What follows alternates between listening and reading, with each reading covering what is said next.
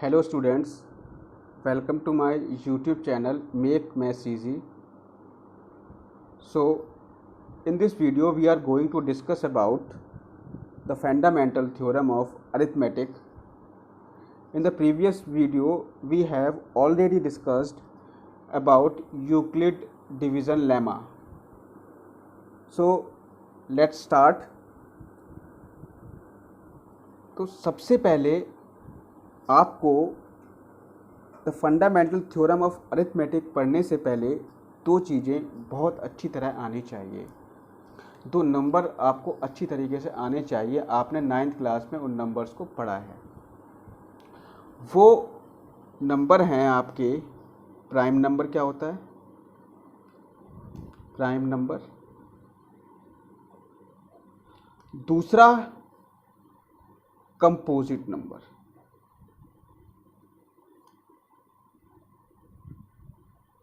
दूसरा क्या है? Composite number. इन दो नंबर के बारे में आपको पता होना चाहिए अगर आप इस टॉपिक को पढ़ रहे हो, और मैं ये समझता हूँ कि आपको इन नंबर के बारे में पता होगा, और जिनको नहीं पता है उनको मैं बताऊँगा, क्योंकि मैं हूँ किस लिए? इसीलिए ही तो हूँ। ठीक है, तो प्राइम नंबर के बारे में सबसे पहले हम समझेंगे कि प्राइम नंबर होता क्या है।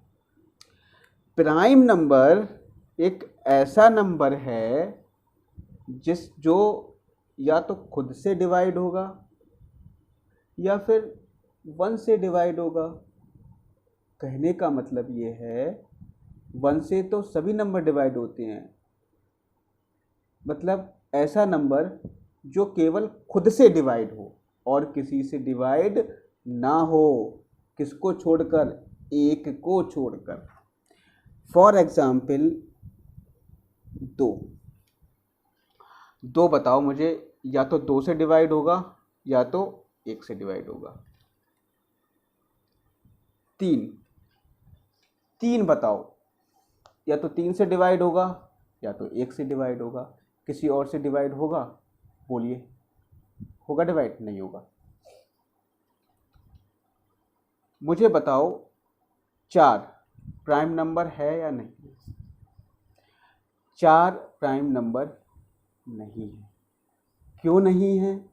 क्योंकि बेटा 4 2 से डिवाइड होता है और 4 से भी डिवाइड होता है, मतलब खुद के अलावा किसी और नंबर से भी डिवाइड हो रहा है, इसीलिए 4 प्राइम नंबर नहीं है। 3 देखो खुद से डिवाइड होगा, इसके अलावा किसी से डिवाइड नहीं होगा। ऐसी 2 देखो खुद से डिवाइड होगा, इसके अलावा किसी से डिवाइड नहीं होगा। लेकिन 4 खुद से तो डिवाइड हो रहा है, लेकिन 2 से भी डिवाइड साथ में हो रहा है, इसीलिए ये प्राइम नंबर नहीं है। 5 खुद से डिवाइड हो रहा है, किसी और से डिवाइड हो रहा है? नहीं। 1 से तो सभी डिवाइड होते हैं भाई, 1 की बात अभी भी नहीं कर रहा, मैं खुद की बात कर रहा हूँ। 6 पे आ जाओ। 6 खुद से डिवाइड हो रहा है, क्या किसी और नंबर से डिवाइड हो रहा है? हाँ, हो रहा है। एक तो ये 2 से डिवाइड हो रहा है और एक तो ये 3 से डिवाइड हो रहा है, तो ये प्राइम नंबर नहीं होगा। 7 खुद से डिवाइड हो रहा है? हाँ, हो रहा है, लेकिन किसी और से डिवाइड हो रहा है? नहीं हो रहा है, तो ये क्या है? हमारा प्राइम नंबर है। 8 प्राइम नंबर नहीं है, क्योंकि ये 2 से डिवाइड हो रहा है। 9 प्राइम नंबर नहीं है, क्योंकि ये 3 से डिवाइड हो रहा है। 10 प्राइम नंबर नहीं है, क्योंकि ये 2 से भी डिवाइड होता है, 5 से डिवाइड होता है। 11 प्राइम नंबर है। क्यों? क्योंकि 11 खुद से डिवाइड होता है, किसी और से डिवाइड नहीं होता। तो अगर मैं बात करूं कि सबसे छोटा प्राइम नंबर क्या होता है, सबसे छोटा प्राइम नंबर क्या होता है? सबसे छोटा प्राइम नंबर होता है 2। 1 को हम प्राइम नंबर नहीं लेते, क्योंकि बेटा प्राइम नंबर के 2 फैक्टर एटलीस्ट होने चाहिए। प्राइम नंबर के एटलीस्ट कितने फैक्टर होने चाहिए? 2 फैक्टर होने चाहिए। क्या 1 के 2 फैक्टर होते हैं? नहीं, 1 का तो केवल 1 फैक्टर होगा, तो ये प्राइम नंबर नहीं होगा। 2 के देखो 2 फैक्टर होंगे, 2 का 1 तो होगा 1, दूसरा होगा 2। ठीक है, प्राइम नंबर के 2 फैक्टर होंगे। ठीक है, तो प्राइम नंबर की कंडीशन क्या है? उसके 2 फैक्टर होंगे। दूसरी चीज़, वो खुद से डिवाइड होगा, जो दूसरा फैक्टर होगा 1 के अलावा वो उसका खुद ही होगा, खुद होगा उसका जो फैक्टर होगा दूसरा वाला। 3 में देखो 3 में 1 होगा और दूसरा फैक्टर खुद ही 3 होगा। समझ में आ रही है मेरी बात? तो प्राइम नंबर क्या होते हैं? प्राइम नंबर वो नंबर होते हैं जो खुद से डिवाइड होते हैं और खुद के अलावा उनका एक फैक्टर और होता है, वो फैक्टर होता है 1। इतनी बात क्लियर है? नहीं क्लियर होगी तो फिर कभी क्लियर नहीं होगी तुम्हें। ठीक है, आ जाओ आगे। कंपोजिट नंबर के बारे में बात कर लें। कंपोजिट नंबर क्या होते हैं? देखो, कंपोजिट नंबर वो नंबर होते हैं जो प्राइम नंबर नहीं होते हैं। समझ रहे हो मेरी बात को? प्राइम नंबर को छोड़ के जितने भी नंबर हैं वो सारे भैया कंपोजिट नंबर हैं। समझ में आई नहीं आई मेरी बात? बहुत सिंपल भाषा में बता रहा हूँ। जैसे 4 क्या है? कंपोजिट नंबर है क्योंकि उसके 2 फैक्टर होंगे 2 और 4। 1 के अलावा 2 फैक्टर जिसके होते हैं, 1 के अलावा जिसके 2 फैक्टर होंगे वो हमारा कंपोजिट नंबर होगा। जैसे 6 के 2 फैक्टर होंगे 2 और 3। ठीक है, the number which has more than one factor except 1, मतलब 1 को छोड़ के जिसके 2 फैक्टर होते हैं, एक से ज़्यादा फैक्टर होते हैं, वो हमारा क्या होता है? कंपोजिट नंबर होता है। लेकिन अब ऐसा नहीं है कि सर 3 के भी 2 फैक्टर हैं तो ये क्या हमारा कंपोजिट नंबर हो गया? नहीं। क्यों नहीं? क्योंकि बेटा मैंने कहा 1 को छोड़कर अगर कोई 2 फैक्टर आ रहे हैं तो वो होगा, अदरवाइज नहीं होगा। समझ गए? ठीक है, बताओ। हमारा 12 कंपोजिट नंबर है? हाँ है, क्योंकि इसके 2 होंगे, 3 होंगे, 6 होंगे और 4 भी होंगे फैक्टर 1 के अलावा। ठीक है, और खुद 12 भी होगा। समझ रहे हो? तो ये हमारा कंपोजिट नंबर है। मतलब the composite number are the number which are not prime number. ठीक है, जो प्राइम नंबर ना हो हमारे कंपोजिट नंबर है। इतनी बात समझ में आ गई? ठीक है, चलो अब हम बात आगे बढ़ाते हैं अपनी the fundamental theorem of arithmetic पे। ठीक है, तो चलो अब हम पढ़ेंगे the fundamental theorem of arithmetic. Fundamental theorem of arithmetic के बारे में पढ़ेंगे। तो इसमें अभी हमने 2 चीज़ें डिस्कस कर ली कि हमारा प्राइम नंबर्स क्या होता है और हमारा कंपोजिट नंबर क्या होता है। आपको समझ में आ गया होगा। ठीक है, अब यहाँ पर आप देखो, अभी आपने पढ़ा कि अगर कोई भी पॉजिटिव इंटीजर है, और अगर वो प्राइम है तो उसके केवल 2 फैक्टर हो सकते हैं, या तो वो खुद होगा या केवल 1 होगा। जैसे मान लो कोई p एक पॉजिटिव इंटीजर है तो उसके 2 फैक्टर होंगे। Positive integer prime positive integer है, प्राइम नंबर है p, तो उसके 2 आपके डिवाइजर्स होंगे, या तो 1 हो सकता है या तो फिर p हो सकता है। इसके 2 डिवाइजर्स मिलेंगे आपको, 1 या p में से कोई एक डिवाइजर आपको मिलेगा। ठीक है, और मैंने आपको प्राइम नंबर के कुछ एग्जाम्पल दे ही दिए थे। तो हमने अभी क्या पढ़ा? हमने ये पढ़ा कि जो पॉजिटिव इंटीजर होता है 1 के अलावा, वो या तो प्राइम होगा या कंपोजिट होगा। जैसे 1 को छोड़ के 2, ये क्या है? प्राइम है। ये क्या है? प्राइम है। 4 क्या है? हमारा कंपोजिट है। ठीक है, तो हमने क्या बताया कि 1 को छोड़ के जो भी नंबर होगा वो तो या तो प्राइम होगा या फिर कंपोजिट होगा। ठीक है, तो आप मुझे बताओ कि कंपोजिट नंबर को आप कैसे लिख सकते हो? कंपोजिट नंबर जो होता है प्रोडक्ट ऑफ 2 फैक्टर्स होता है। मतलब any composite number can be written as the product of its 2 factor. ठीक है, any composite number can be written as the product of 2 of its factors। कोई भी composite number can be written as the product of its 2 factors. कोई भी composite number होगा वो अपने 2 factors के प्रोडक्ट के रूप में लिखा जा सकता है। और ये जो प्रोडक्ट आपके आएंगे आगे, वो या तो प्राइम भी हो सकते हैं, प्राइम नंबर भी हो सकते हैं, या फिर अगेन एक कंपोजिट नंबर हो सकता है। ठीक है, अगर मान लो कोई कंपोजिट नंबर आ जाता है, जैसे अभी मैं इसका एग्जांपल ले लेता हूँ। मैंने क्या कहा आपको? मैंने ये कहा कि अगर मैं कंपोजिट नंबर को 2 प्रोडक्ट में तोड़ता हूँ तो वो दोनों नंबर या तो प्राइम भी हो सकते हैं या कंपोजिट हो सकते हैं, या हो सकता है कि एक प्राइम हो और एक कंपोजिट हो। फॉर एग्जाम्पल मैं आपको एक एग्जाम्पल दे रहा हूँ। जैसे मान लो 12 है, 12 को आप तोड़ोगे तो 2 और 6 में टूटेगा। तो मुझे बताओ 2 कैसा नंबर है, प्राइम नंबर है, और 6 कैसा नंबर हो गया, कंपोजिट नंबर हो गया। मैं बता चुका हूँ नंबर के बारे में, तो आपको बता चुका हूँ, अब मैं नहीं बताऊँगा, ठीक है। अब देखो यहाँ पर आपको क्या दिख रहा है, आपको ये लग रहा है कि देखो सर ये तो प्राइम नंबर हो गया, लेकिन फिर ये अगेन क्या आ गया, एक कंपोजिट नंबर आ गया। अब 6 को फिर एक कंपोजिट नंबर है, तो 6 को हम अगेन तोड़ लेंगे, किसमें, 3 और 2 में तोड़ लेंगे। 6 को अगेन 3 और 2 में हम तोड़ लेंगे, ठीक है। अब हमने यहाँ पे हमारा कंपोजिट नंबर था, फिर 2 भागों में टूटा, फिर अगेन 6 हमें एक नया कंपोजिट नंबर मिल गया, फिर 6 अगेन 2 भागों में टूट गया, 3 और 2 में टूट गया, ठीक है। अब यहाँ से हम ये तब तक करते रहेंगे जब तक कि हमें फाइनली प्राइम नंबर नहीं मिल जाते। अब देखो यहाँ पे हमें दोनों प्राइम नंबर मिल गए हैं, क्या अब हम आगे कर सकते हैं इसको, अब हम आगे नहीं कर सकते। तो मतलब कंपोजिट नंबर है उसको तब तक उसके फैक्टर करते रहेंगे जब तक कि फाइनली हमें हमारा प्राइम नंबर नहीं मिल जाता, ठीक है। तो मैंने क्या कहा, हमने यहाँ पे ये सीखा कि if a given positive integer is a composite number it can be written as the product of its 2 factors. ये मैंने आपको बता दिया। These factor in turn are also either prime और कंपोजिट। इफ कंपोजिट, अगर कोई कंपोजिट मिलता है, the factor can be split up further, हमने फर्दर कर लिया। और if we keep on doing this factorization ultimately we will arrive eight A stage when all the factors are prime numbers. हमें एक फाइनली एक ऐसी स्टेज मिलेगी जिसमें सभी नंबर क्या होंगे, हमारे प्राइम नंबर होंगे। चलो फॉर एग्जाम्पल हम एक क्वेश्चन कर लेते हैं, यहाँ देखिए हम लेते हैं 1176 को हमने लिया, ठीक है। अब यहाँ पे इसके फैक्टर करो, इसके 2 फैक्टर होंगे, एक होगा 588, 2 से इसको डिवाइड करोगे ना, 2 से डिवाइड करोगे तो एक तो हो जाएगा 588, एक हो जाएगा 2।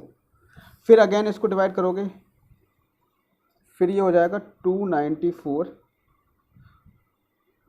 और यहाँ से कितना मिलेगा, 2 मिलेगा। फिर अगेन इसको डिवाइड करोगे, यहाँ पे 4 आ रहा है, ये इवन नंबर है, 2 से डिवाइड होगा 147 2। फिर अगेन 147 2 से डिवाइड तो होगा नहीं। अब इसका सम ऑफ डिजिट देखो, 7 4 11 1 12 है, 3 से डिवाइड हो जाएगा, तो इसको 3 से डिवाइड करेंगे हम, फर्दर डिवाइड करेंगे 3 से, तो यहाँ पर आएगा हमारा 49, ये हमारा हो जाएगा 3। फिर फर्दर इसको डिवाइड करेंगे किससे, 7 से डिवाइड होगा, तो यहाँ पे कितना आ जाएगा 7, ठीक है। इधर कितना आ जाएगा, इधर भी 7 आ जाएगा।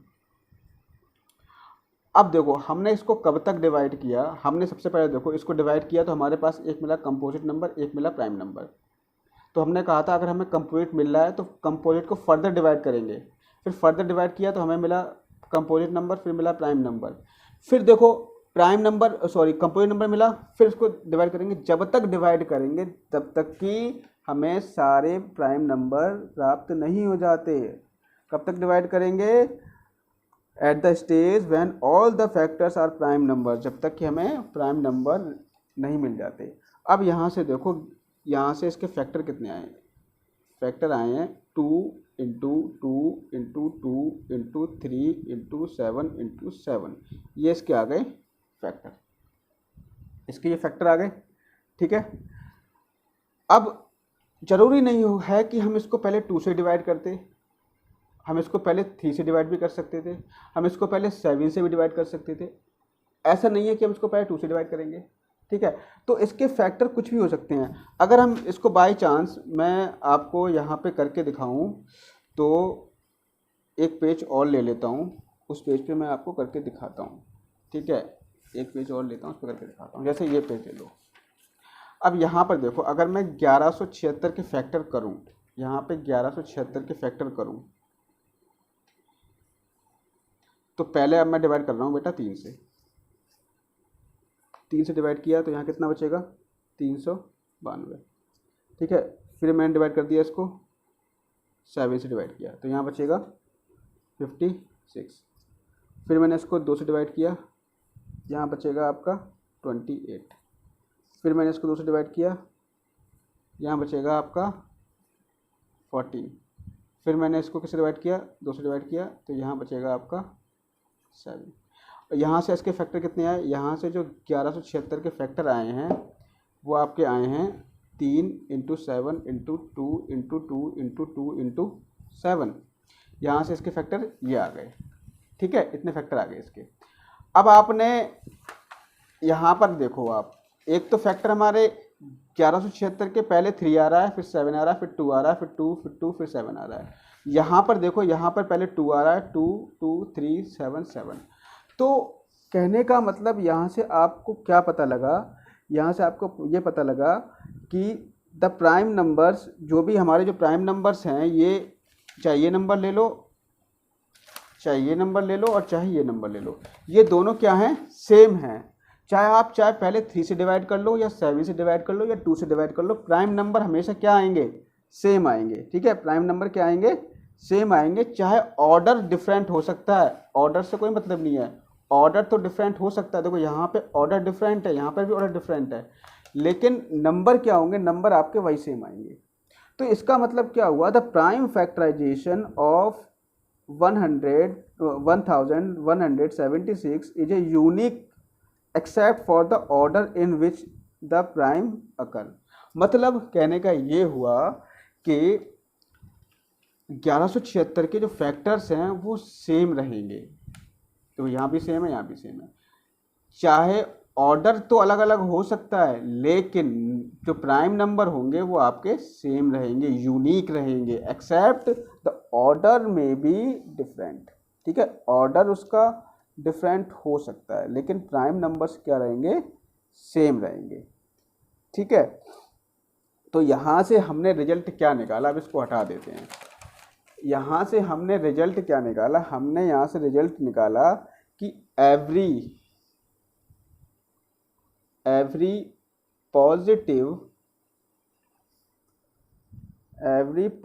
Integer is either prime or it can be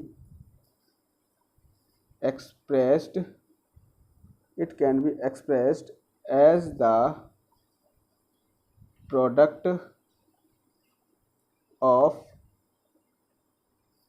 prime.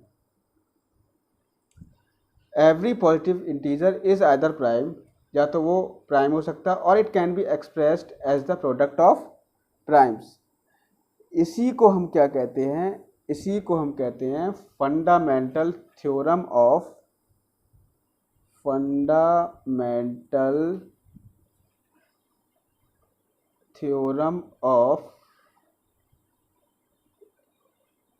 Arithmetic. इसी को हम कहते हैं फंडामेंटल थ्योरम ऑफ अरिथमेटिक। इतना क्लियर हुआ? क्या है fundamental theorem of arithmetic? Every composite number can be express as a product of primes and this factorization is unique except for the order in which the prime factor occur. मतलब every composite number, हर एक composite number को हम उसको उसके prime number में express कर सकते हैं। प्राइम नंबर हमेशा सेम आएंगे, बट उसका ऑर्डर क्या हो सकता है, डिफरेंट हो सकता है, ठीक है। Every composite number can be express as the product of primes. Composite number को as a product of prime हम एक्सप्रेस कर सकते हैं। And this factorization is unique, और ये फैक्टराइजेशन सेम होगा एक्सेप्ट के अलावा for the order in which the prime factor occur. Order में बी डिफरेंट, मतलब ऑर्डर जो हो सकता है अलग अलग हो, लेकिन जो प्राइम नंबर्स आएंगे वो हमारे क्या होंगे, सेम होंगे। यही हमारी क्या है, फंडामेंटल थ्योरम ऑफ अरिथमेटिक है, ठीक है। यहाँ पे देखो 2 2 2 3 7 7, यहाँ पर 2 3 बार आया है, 3 एक बार आया है, 7 2 बार आया है। यहाँ पर भी देखो आप, इधर क्या वो पेज, ये रहा, यहाँ पर देखिए, यहाँ पे 2 3 बार आया है, 7 भी 2 बार आया है, 3 एक बार आया है। समझ में आ गया? तो इस तरीके से ऑर्डर तो डिफरेंट हो सकता है, लेकिन प्राइम जो नंबर होंगे वो हमारे सेम होंगे। यही हमारी क्या है, फंडामेंटल थ्योरम ऑफ अरिथमेटिक है। इतना क्लियर हो गया, ठीक है। इतना क्लियर हो गया, तब हम क्वेश्चन पे आ जाते हैं। एक्सरसाइज है 1.2, ठीक है। एक्सरसाइज है 1.2, एक्सरसाइज हमारी 1.2 है, ठीक है। अब इसमें देखो, expressed each number as a product of its prime factors. हर एक नंबर को as a product of its prime factor के फॉर्म में हमें डिस्कस करना है। तो यहाँ पे देखो 140 पहला नंबर है, पहले क्वेश्चन का फर्स्ट क्वेश्चन है 140। 140 को हमें प्रोडक्ट ऑफ प्राइम फैक्टर्स के फॉर्म में लिखना है। तो सबसे पहले आप देखो 140 है, इसको 2 से डिवाइड करोगे तो कितना आएगा, 70 आएगा। फिर इसको 2 से डिवाइड करोगे कितना आएगा, 35 आएगा। अब ये 2 से डिवाइड होगा नहीं, 5 से डिवाइड होगा तो कितना आएगा, 7 आएगा। अब ये फर्दर डिवाइड नहीं होगा, तब तक डिवाइड करना है जब तक कि हमें प्राइम फैक्टर ना मिल जाए। अब सारे प्राइम फैक्टर हो गए, तो 140 का जो आपका फैक्टर्स हुए वो हुए 2 इंटू 2 इंटू 5 इंटू 7, यही आपका हो गया। तो पहला क्वेश्चन के पहले क्वेश्चन में और भी क्वेश्चन दिए हुए हैं, वो आपको सारे करने हैं, ठीक है। इसके 5 क्वेश्चन हैं, इसमें आपको मैंने एक क्वेश्चन करा दिया, बाकी क्वेश्चन आपको करने, ये आपका होमवर्क है, ठीक है। दूसरा क्वेश्चन देख लो। दूसरा क्वेश्चन क्या है, find the LCM and HCF of the following pairs of integers and verify that LCM into HCF is the product of two numbers. हाँ, अब देखो ये तो मैंने आपको बता दिया। इससे पहले थोड़ी सी बात हम और कर लेते हैं, थोड़ा सा डिस्कस करेंगे कि एचसीएफ और एलसीएम को हम कैसे फाइंड आउट करें, ठीक है। आपको फैक्टर निकालना तो आ ही गया। अब जब फैक्टर निकालना आ गया, अब हम बात करेंगे यहाँ पर how to find HCF and LCM using prime factor, ठीक है। देखो अभी आपने प्राइम फैक्टर निकालना सीख गए, आप लोग प्राइम फैक्टर निकालना सीख गए हो, ठीक है। अब यहाँ पर होता क्या है, जो HCF होता है, HCF समझना क्या होता है। HCF जो होता है प्रोडक्ट ऑफ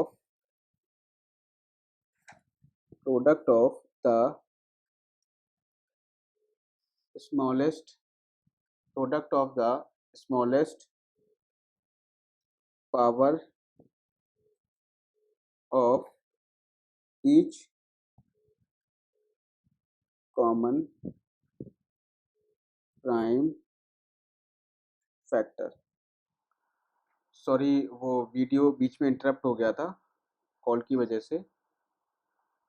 तो हम डिस्कस कर रहे थे how to find HCF and LCM using prime factors. HCF क्या होता है, देखो प्राइम फैक्टर निकालना तो आप सीख गए हो, ठीक है। प्राइम फैक्टर तो निकालना आप सीख गए हो, आपको निकालना क्या है, HCF निकालना है।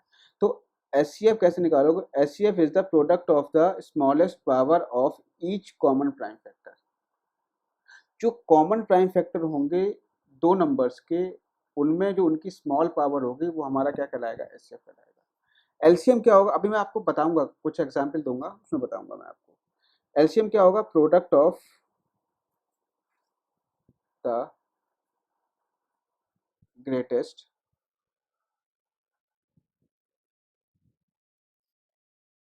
Power of each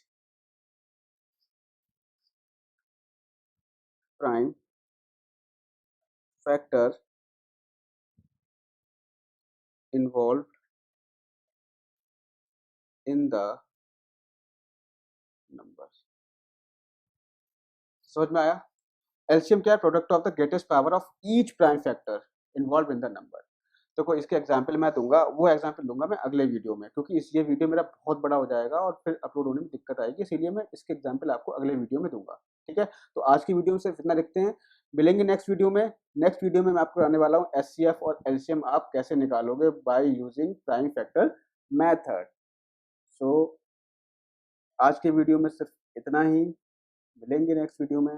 thank you, have a nice day, stay healthy, stay home, bye bye.